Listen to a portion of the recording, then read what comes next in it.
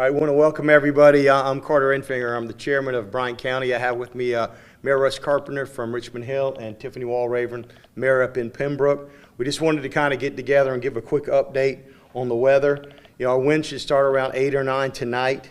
Elevated threats of tornadoes and this continuous support of scattered. Numerous tornadoes possible. Nighttime tornadoes are particularly dangerous, so we want everybody to make sure they're safe.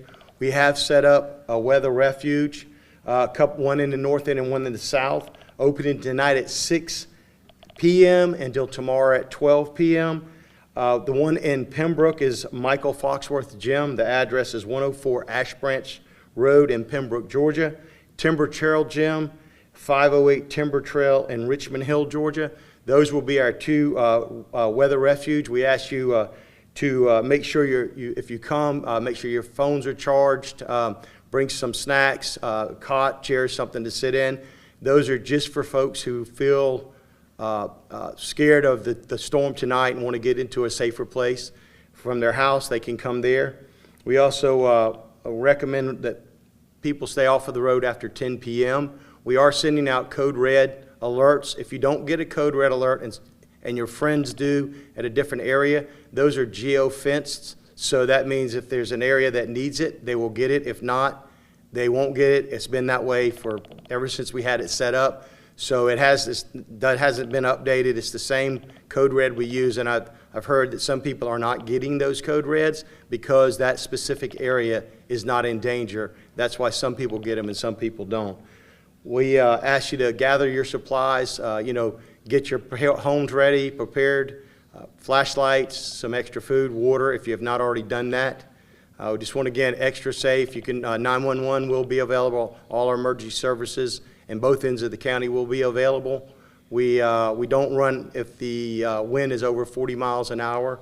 I believe that's at 40 or 45 miles an hour for our ambulances and fire trucks. So ask you to shelter in place and stay safe until this storm passes in the morning. I guess we'll ask Russ Carpenter, Mayor of Richmond Hill, to get up and say a few words. Thank you. Just to reiterate what the chairman has said, we are ready for this storm. We've been sandbagging and have on Timber Trail at our lot. If you still need some sandbags, there are sand and bags there ready for your disposal. And also, we are happy to work with the county to open the refuge center, and that will be on Timber Trail, as he said, as well. We will be staffing that throughout the night.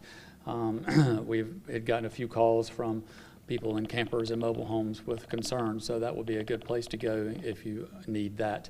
Other than that, we are watching our drainage in our low-lying areas. We have equipment staged and ready to go to take out any debris which might impede the drainage. Thank you. Tiffany, you want to go ahead? Yes.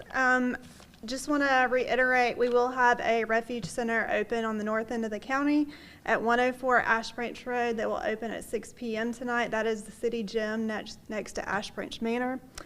Make sure you stay alert to all weather announcements and ensure that your phone is not set on silent or your do not disturb is on so that you get these weather announcements throughout the night.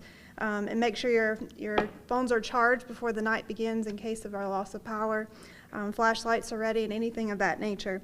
The City of Pembroke employees will be out and about all night long. Again, we'll be watching our drainage canals and our ditches and roads throughout the night. So we'll be paying attention to that. Our staff will be on call all night long.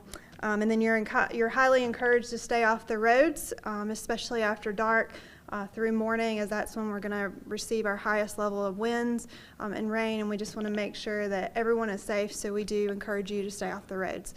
Stay safe, and we'll be back in touch. Thank y'all very much. Again, we've staged equipment in both ends of the county in strategic places to make sure the roads are clear. I can answer any questions if anybody has any. Yes, sir. You mentioned equipment. Can you kind of further describe that equipment? Well, like some dump trucks, backhoes, things like that. We have our folks that are coming in working double shifts. If a tree falls down, we can cut that out of the road pretty quickly. And I think within the city and within the city of Pembroke, they also have staged equipment in strategic areas to make sure our roads are clear. Also, what do you have to say to maybe those residents who have a little anxiety just based off deadly? What do you you haven't seen? Well, you know, every storm's different, right? This is a flood is, you know, kind of slow coming up. It was a flood. This is going to be a quick moving storm. So hopefully we'll get a little wind, I believe around 2 a.m. So I would just say, you know, stay safe, get in a safe part of your house, listen for your code red alerts. If you haven't signed up, go sign up. And, you know, we're here to help folks. We have our equipment with both cities.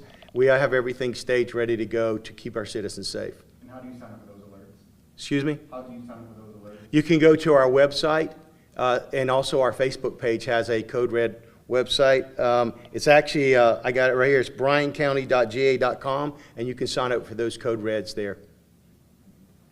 What was kind of y'all's decision-making process when it came to making that shelter available?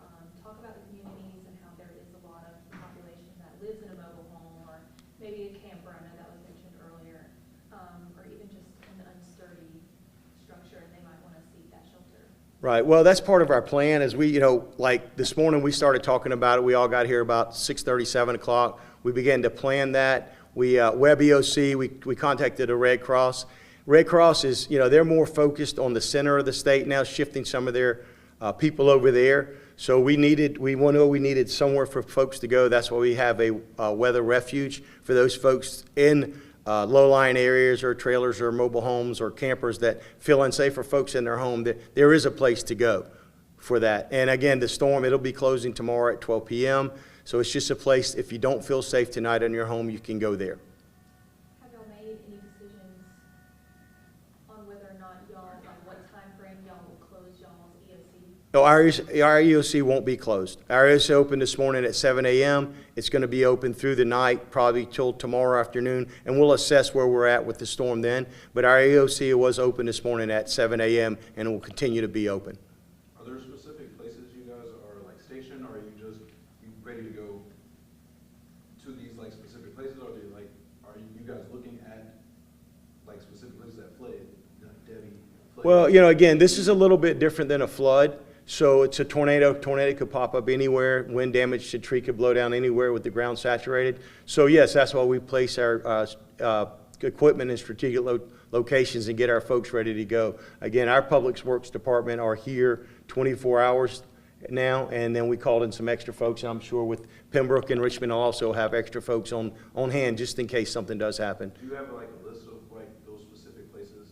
No, we just put it, you know, like we have some here we have at our Public Works. We have some staged around in the north end of the county. Just certain areas and that, you know, parking lots and things that we can get to that equipment pretty quickly if need be. And we'll have guys riding around throughout the night within the county. Any other questions? Nope. All right. Thanks, guys, so much. Thank and we'll you. be back.